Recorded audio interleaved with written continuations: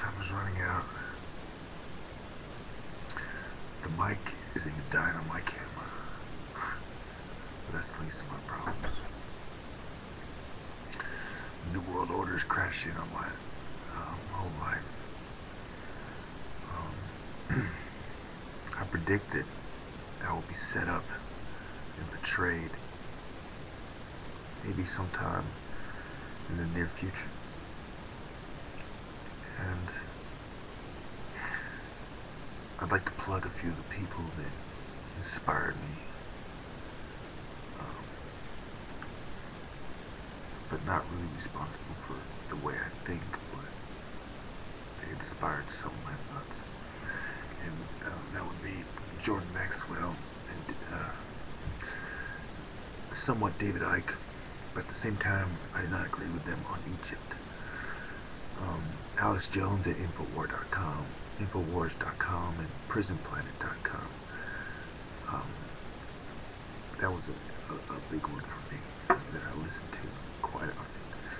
And though he admits that he's not always right, but he is right, I think I come to the understanding that I agree with his 80% estimate. Because in dealing with this kind of nature, the volume of material he gets, and he really got to sort through. I can speak for that myself. What I sort through just in the last year, just thinking about it makes my head spin. And I can understand, trying to balance your life and your family with researching this, trying to put the information out there. So, with all that said and noted,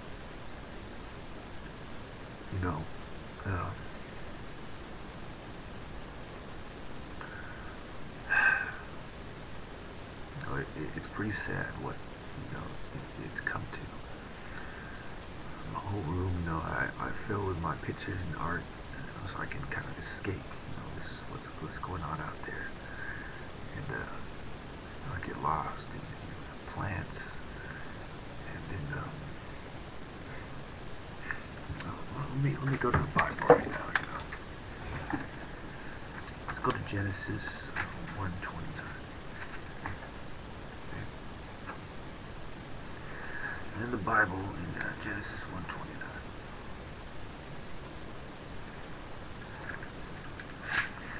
we see that God blessed them and said to them, "Be fruitful and increase in number, fill the earth and subdue it, rule over the fish of the sea and the birds of the air and over every living creature that moves on the ground." That was Genesis 1:28. So we see in Genesis 1:29 that God is talking about ruling over things, and these are gifts that he gave to man that no man or demon or any other being or thing has a right to get in the way of. He goes on to say, "Then God said, I give you every seed-bearing plant on the face of the whole earth, and every tree that has fruit with seed in it. They will be yours for food." Now, I could show you tons of pictures on my walls and all the different types of food you can make from cannabis, but I'd rather, before I run out of time, go to Revelations. This is important. Okay.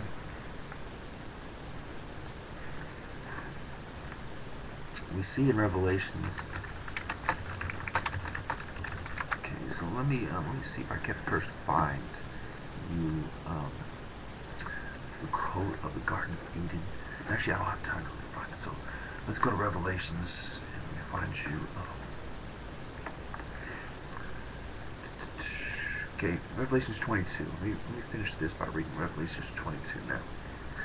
In Revelation 22, which is the end of the Bible, this, my friends, is where the Bible ends. There's nothing after that. So we started at Revelations 1 in the first chapter, and now we will quote you the last chapter, in the beginning and the end. And wise man once said, if you can find something in more than one place in the Bible, that you can count on that. Now, then the angel showed me the river of the water of life, as clear as crystal, flowing from the throne of God and of the Lamb down the middle of the great street of the city. On each side of the river stood the tree of life, bearing 12 crops of fruit, yielding its fruit every month. And the leaves of the tree are for the healing of the nation. No longer will there be any curse. The throne of God and of the Lamb will be in the city, and his servant will serve him. Let me read those first 3 or 4 lines again. Then the angel showed me the river of the water of life, as clear as crystal, flowing from the throne of God and of the Lamb, down the middle of the great street of the city. On each side of the river stood the tree of life, but bearing 12 crops of fruit, yielding its fruit every month.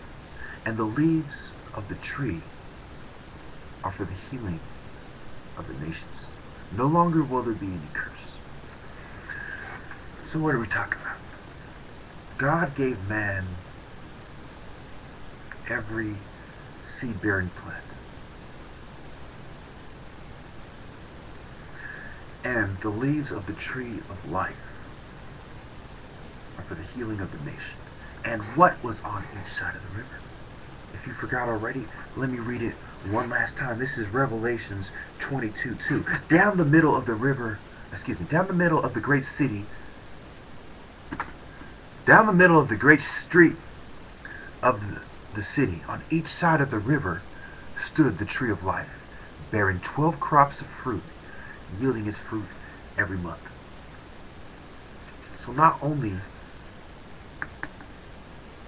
was the tree giving life, but it was spreading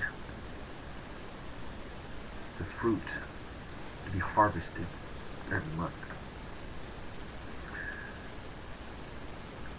I cannot begin to describe to you the deep significance and importance of man being connected to the tree of life,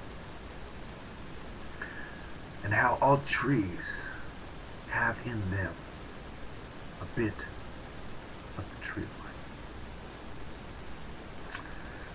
And the leaves of the trees are for the healing of the nation, and the fruit that it yields are even more important than that.